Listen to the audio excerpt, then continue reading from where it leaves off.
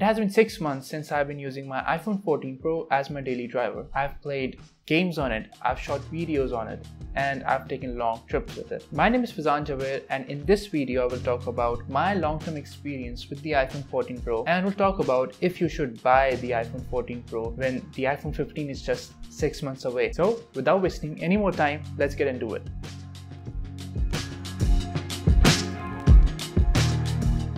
But starting with the design, I've gotten used to the heft and weight of this iPhone 14 Pro, considering it has a really large camera bump and it's a bit heavier than the older models.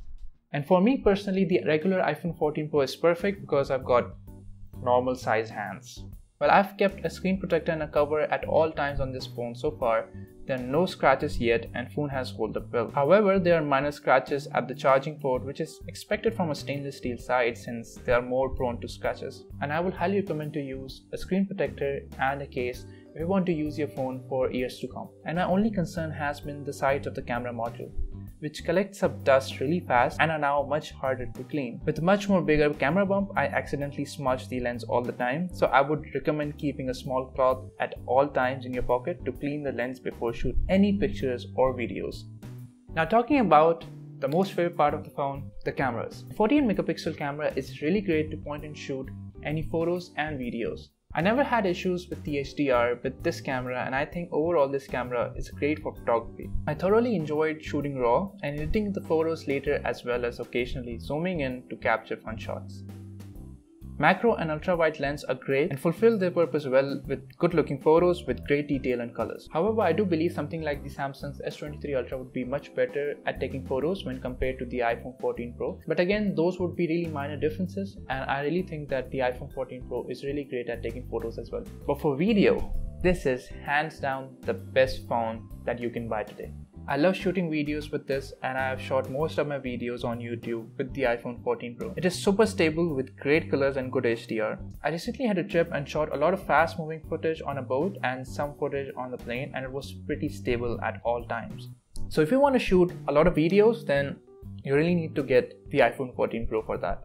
But before moving forward, let's talk about Coursera. So Coursera is a really good platform to do any type of certifications. They have courses from Google, they have courses from IBM, and they have courses on many different topics and many different fields that you can do to kickstart your career in any of the field and probably add more to your knowledge base and your skill set. And currently I'm doing Google's UX design course, which is really good and really liked it, and it's really knowledgeable, adding to my skill set. So I have some of my really favorite courses down in the description below, and you can go ahead in the description, follow the link and check those courses out and do them if you really like them. And you can add more to your skill set and knowledge base by doing some certifications on Coursera. Now talking about battery, since I've been using this phone for 6 months, day in and day out, I really think this is a really great all-day device. It is still at 100% battery health after intense usage, and I've done a full whole day trip with this phone with a full charge going from home and then coming back at almost 25 to 30% left. Considering I shot 4K videos with it, I took photographs and I also listened to music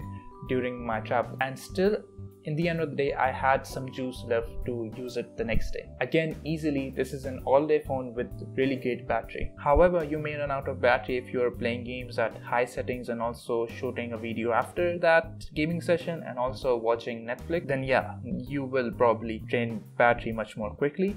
But in a normal usage, this phone really holds up. But as far as charging is concerned, I don't really mind the 20-watt charging really. It is fast enough for me at least, but when compared to the competition, Apple is definitely behind. And maybe with USB-C coming in the iPhone 15, if it ever comes, we will probably get faster charging and faster transfer speeds. But for now, we're stuck with 20-watt charging and lightning cable.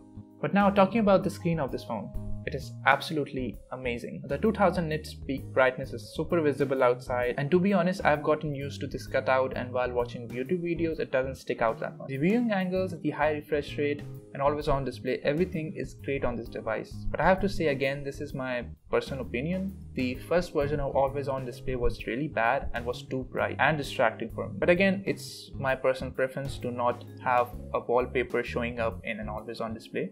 But the update to disable the wallpaper totally fixed it for me, and I only have the standard time and date on my always on display, which again is, I believe, a better implementation similar to what we have seen throughout the years with Android phones. Overall, this screen is best in business. It is really great. It has really good brightness, really good colors, and is really great for media consumption, productivity tasks, and gaming. Well, for my final verdict, I really believe iPhone 14 Pro is a really great device.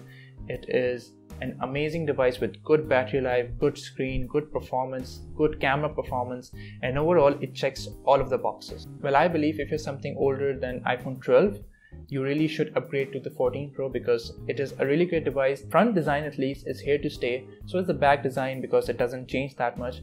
Only in the iPhone 15, the curvature of the sides would change a little and it probably would have a titanium frame, but well, time will tell about that. But overall, this device will hold up for years to come, considering they keep the dynamic island for 4 to 5 years like they kept the notch. But I would highly recommend the people who have the iPhone 13 Pro to wait a little, wait for 6 months and wait for the iPhone 15 Pro. The iPhone 14 Pro is an incremental upgrade from the iPhone 13 Pro, but it is a really big and a significant upgrade from the iPhone 12 Pro and anything older than that. If you have an iPhone 13, wait a little, get the iPhone 15, and that will be a really big upgrade. Well, that's it for today's video. I hope you liked it. I hope you enjoyed it. And if you have found it helpful, then give it a thumbs up. And if you love the video, then consider subscribing. Help me reach 1000 subscribers. I'm only like 200 subscribers away from that.